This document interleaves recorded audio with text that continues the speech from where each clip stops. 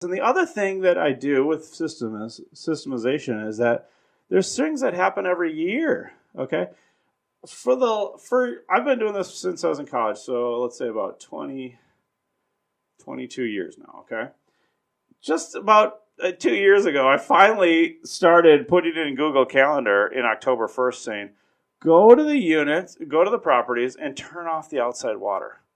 I mean, for years, I'd be out there, or my maintenance guy would be out there in December with a blowtorch trying to heat up the pipe so it wouldn't freeze after it's already froze, and then trying to turn off the water. It's just put it in Google Calendar, set an annual reminder. In Google Calendar, it'll say, "Do you want to send us to send you an email?" And then you don't have to worry about anything. It's awesome, So I would say just systematize.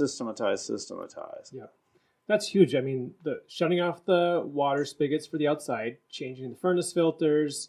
Right. I'll put that on my calendar because I don't have that on yet. So yeah, that's a great idea. There's these things that need to happen on a routine basis. Absolutely. So why try to just remember them when you can go through the checklist and just have that be your memory? I love it. And the other cool thing about Google Calendar is you can write a checklist in Google Calendar. You can attach a file to it, right? So it's like, okay, change the furnace filter, which I'm going to put on my Google Calendar because I guarantee all my furnace filters are like this thick of dust because I haven't done that, So it's like you still learn, right? And you do it once and then you never have to do it again. So then, but then you put a checklist in Google Calendar. Like, how do you do it? Okay, you go and you pull the thing off and whatever, So I love it. Want to hear more on this topic?